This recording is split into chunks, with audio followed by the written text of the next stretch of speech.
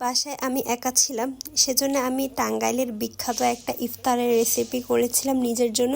এবং আজকে প্রথমবার আমরা শপিং করতে বের হয়েছে এবং আড়ংয়ে গিয়ে পুরো মনে হয়েছে বনশ্রীবাসীর কেউ আর বাসায় বাদ নেই, সবাই আড়ংয়ে সব কিছু মিলিয়ে থাকছে আজকের ভিডিও। আসসালামু আলাইকুম, কেমন আছেন সবাই? আশা করছি সবাই ভালো আছেন, আমরাও আলহামদুলিল্লাহ অনেক বেশি ভালো আছি।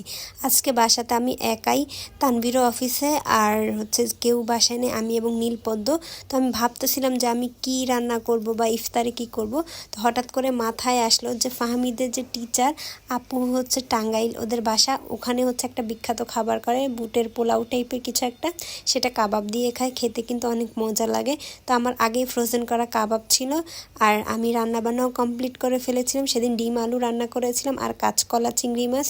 তো আমাদের যেহেতু বিকালে একটু বের হওয়ার কথা, মানে আফটার ইফতার আমরা একটু শপিং করতে যাব, দেখবো এবার ঈদ বাজার কেমন। তাই আমি তাড়াতাড়ি করে বিকালে সব কিছু রান্না করে ফেলেছি। তো আজকে ইফতারটাও আমি সিম্পল রেখেছি, যেহেতু এটা হতে বেশি সময় লাগে না, পোলাওর মতোই। তো এটাও তাড়াতাড়ি আমি রান্না করে ফেলেছি, সাথে দুটো কাবাব নিজের জন্য ভেজে নিয়েছি। একটু ভিন্ন ধরনের ইফতার করব, তাই আমার কাছে অনেক বেশি এক্সাইটেড লাগতেছে। খাবারটা কিন্তু অনেক মজা, আপনারা চাইলে বাসায় ট্রাই করতে পারেন। এদিকে আমি অ্যাপেল জুসটাও নিয়ে নিয়েছি, এটা বেশি স্টাইল করে ঢালতে গিয়ে আমি অর্ধেক নিচে ফেলে দিয়েছি, বাকিটা গ্লাসে। এই ফ্লেভারটা আমার কাছে খুব একটা ভালো লাগে না, তবে যেহেতু আছে তাই এটা নিয়ে নিলাম। ইফতার করার পরে তানভীর কল করলো যে বের হতে। আজকে মূলত বের হয়েছি নীলপদ্মর জন্য ঈদের ড্রেস দেখতে। সুন্দর করে আমি রেডি হয়ে নিয়েছি এবং নীলপদ্মকেও রেডি করিয়ে দিয়েছি। নীলপদ্ম অনেক বেশি এক্সাইটেড, আর যেহেতু এখন ঈদ সম্পর্কে বোঝে না, ওর থেকে আমি বেশি বুঝি, তাই আমি ওর থেকেও অনেক বেশি এক্সাইটেড। তো আমি চলে এসেছিলাম সারার আউটলেটে, এটা আমাদের বনশ্রীতে। তো ওদের আউটলেটটা বেশ বড়। তানভীরও চলে এসেছে অফিস থেকে এবং নীলপদ্ম তোর বাবাকে দেখে অনেক বেশি এক্সাইটেড।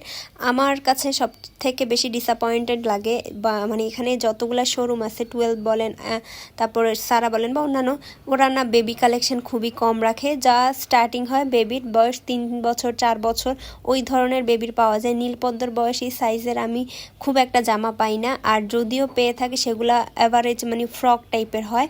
আমি বারকোডে গিয়েছিলাম, আর্টিশনে গিয়েছিলাম, কোনোটার কালেকশন আমার কাছে ভালো লাগেনি।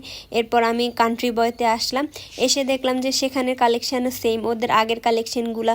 এবং নীলপদ্মর যে সাইজ সেটা আমি খুঁজেই পাচ্ছিলাম না। এই বছর চাচ্ছিলাম নীলপদ্মকে একটু ফ্রক থেকে বের হয়ে ভিন্ন কিছু নিতে, যেই আউটলেটে যাই সেখানে ফ্রক। এরপর লাস্ট অপশন ছিল আড়ংয়ে আসি এবং এসে দেখি যে পুরো বনশ্রীর কোনো মানুষ বাকি নেই, এত পরিমাণে ভিড় এবং একটা পিঁপড়া হাঁটার মতো জায়গা নেই, মনে হয়েছে যে দম বন্ধ হয়ে যায়। তাই একটু ডিসঅ্যাপয়েন্টেড হয়ে যায়। তারপর বাসায় চলে এসে চিকেন ফ্রাই করে ঘুমিয়ে পড়ি। আজকের মতো টাটা।